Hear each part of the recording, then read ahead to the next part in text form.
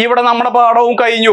ഇത്ര കാര്യങ്ങൾ മാത്രം നിങ്ങൾ മനസ്സിലാക്കിയാൽ അത്ര വലിയ പാഠത്തെ ഇത്ര ചെറിയ രീതിയിൽ പറഞ്ഞ് പഠിപ്പിക്കാൻ എനിക്ക് സാധിക്കുന്നുണ്ടെങ്കിൽ ഇത് മാത്രം പഠിച്ച് ഫുൾ മാർക്ക് മേടിക്കാൻ നിങ്ങൾക്കും സാധിക്കട്ടെ.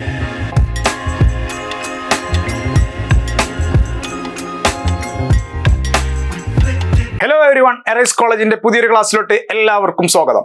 നമ്മുടെ ഹിസ്റ്ററിയുടെ മൂന്നാമത്തെ ചാപ്റ്റർ ഹാരപ്പൻ സിവിലൈസേഷൻ എന്നൊരു സംസ്കാരത്തെ കുറിച്ചിട്ടാണ് നമ്മൾ പഠിക്കുന്നത്.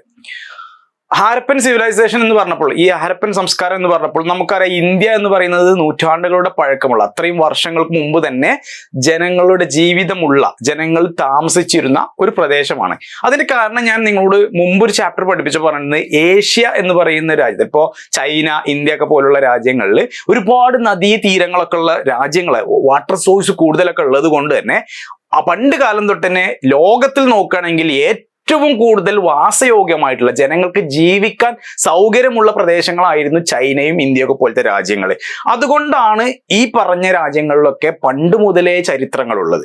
ചില രാജ്യങ്ങൾ നോക്കുകയാണ്, ഈ ഓസ്ട്രേലിയ ഒക്കെ പോലത്തെ രാജ്യം, ന്യൂസിലാൻഡ് ഒക്കെ പോലത്തെ രാജ്യങ്ങൾ വളരെ ചെറിയൊരു വർഷം മുമ്പാണ് ഈ പറഞ്ഞ രാജ്യങ്ങളൊക്കെ രൂപപ്പെട്ടിട്ടുള്ളത്. അവിടെയൊക്കെ ഒരു കാലഘട്ടത്തിന് ശേഷമാണ് ജനങ്ങൾ പോയിട്ട് അവിടെ താമസിക്കാൻ പറ്റും. അവിടുത്തെ റിസോഴ്സുകൾ, അവിടെ സ്വർണം ഉണ്ടായിരിക്കാം, മറ്റു മെറ്റീരിയൽ ഉണ്ട് എന്നൊക്കെ കണ്ടെത്തിയതിന് ശേഷം അവിടെ ജനങ്ങൾ ജീവിതം സ്റ്റാർട്ട് ചെയ്ത കാലം ഉണ്ടായിട്ടുണ്ട്.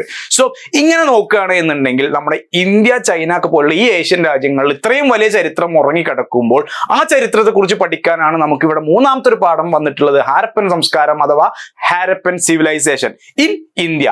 അപ്പൊ ഇത്ര കാര്യങ്ങൾ ഒരു കഥ കേൾക്കുന്ന രീതിയിൽ നിങ്ങൾ കേട്ടു. കാരണം ഇത് ചരിത്രമാണ്, ഇത് ഇതിലാരൊന്നും സിമ്പിളാക്കാൻ കഴിയില്ല. ചരിത്രം പഠിക്കുമ്പോൾ തന്നെ അയ്യോ ഹിസ്റ്ററി ടഫ് ആണെന്നുള്ളൊരു മൈൻഡിലാണ് എല്ലാവരും നിൽക്കുക. പക്ഷെ അതിൻ്റെ ഒന്നും ആവശ്യമില്ല. അപ്പൊ ഞാൻ പറഞ്ഞ കാര്യങ്ങൾ ഞാൻ ഒന്നും കൂടെ റിപ്പീറ്റ് ചെയ്യാം. എന്താണ് നമ്മൾ പഠിച്ചതെന്ന് നോക്കുക. ഹാരപ്പൻ സിവിലൈസേഷൻ, ഹാരപ്പൻ സംസ്കാരത്തെ കുറിച്ച് നമ്മൾ പറഞ്ഞു. എന്തൊക്കെ തരത്തിലാണ്, ഏതൊക്കെ കാലഘട്ടത്തിലാണ് ഹാരപ്പൻ സംസ്കാരം ഉണ്ടായത്? ത്രീ ഫേസ്, 3 ഫേസസിലാണ് ഹാരപ്പൻ കൾച്ചർ ഉണ്ടായത്. ഒന്നാമത്തെ കാലഘട്ടം നടന്നത് മാർക്ക് ചെയ്യപ്പെട്ടു, രണ്ടാമത്തത് പക്വതയാർന്ന കാലഘട്ടം മാർക്ക് ചെയ്യപ്പെട്ടു, അവസാന കാലഘട്ടം കണ്ടോ, അവസാന കാലഘട്ടം. ഈ 3 കാലഘട്ടത്തിലാണ് ഹാരപ്പൻ സിവിലൈസേഷൻ നടന്നത്. അടുത്ത് നമ്മൾ എന്താ നോക്കിയത്? What are the innovations in Harappan centres? Harappan കേന്ദ്രങ്ങളിൽ ഉണ്ടായിട്ടുള്ള ഓരോരോ നിർമ്മിതികൾ, അവരുടെ ഓരോ സംസ്കാരത്തിലുണ്ടായിട്ടുള്ള അവരുടെ പുരോഗതിയെ കുറിച്ച്, അല്ലെങ്കിൽ അവരുടെ സംസ്കാരത്തെ കുറിച്ച് നമ്മൾ എന്തൊക്കെയായിരുന്നു അവരുടെ ഐഡിയാസ്, അവരുടെ ജീവിതം എങ്ങനെയായിരുന്നു എന്നുള്ളത് നമ്മൾ നോക്കി.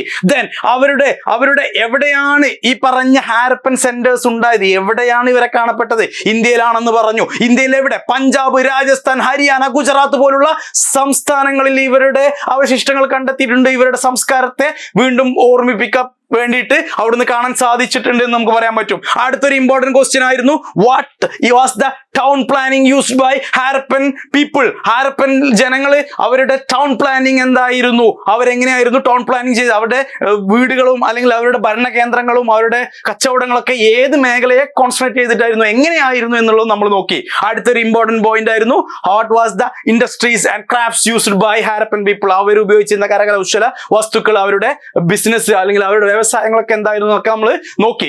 പിന്നെ നമ്മൾ എന്താ നോക്കിയത്? വാട്ട് വാസ് ദ ഡീക്ലൈൻ, അല്ലെങ്കിൽ what was the cause for the decline of Harappan civilisation? Harappan സംസ്കാരത്തിന്റെ നാശം, ഡീക്ലൈൻ, നാശത്തിനുള്ള കാരണങ്ങൾ എന്തൊക്കെയായിരുന്നു നമ്മൾ നോക്കി. പിന്നെ ഫൈനലി നമ്മൾ നോക്കി, what was the social life of Harappan culture, Harappan civilisation? Harappan സംസ്കാരത്തിലെ അവിടെയുള്ള ജനങ്ങളുടെ സാമൂഹിക ജീവിതം എന്തായിരുന്നു എന്നുള്ളതും നമ്മൾ നോക്കി. Important point. അത് നമ്മൾ ഭക്ഷണത്തെ കുറിച്ച് പറഞ്ഞു, ഫാഷനെ കുറിച്ച് പറഞ്ഞു, വസ്ത്രധാരണത്തെ കുറിച്ച് പറഞ്ഞു, വിനോദത്തെ കുറിച്ച് പറഞ്ഞു, ആയുധങ്ങളും മൃഗങ്ങളെ വളർത്തുന്ന കുറിച്ചിട്ടൊക്കെ പറഞ്ഞപ്പോൾ ഇവിടെ നമ്മുടെ പാഠവും കഴിഞ്ഞു. ഇത്ര കാര്യങ്ങൾ മാത്രം നിങ്ങൾ മനസ്സിലാക്കിയാൽ അത്ര വലിയ പാഠത്തെ ഇത്ര ചെറിയ രീതിയിൽ പറഞ്ഞ് പഠിപ്പിക്കാൻ എനിക്ക് സാധിക്കുന്നുണ്ടെങ്കിൽ ഇത് മാത്രം പഠിച്ച് ഫുൾ മാർക്ക് മേടിക്കാൻ നിങ്ങൾക്കും സാധിക്കട്ടെ.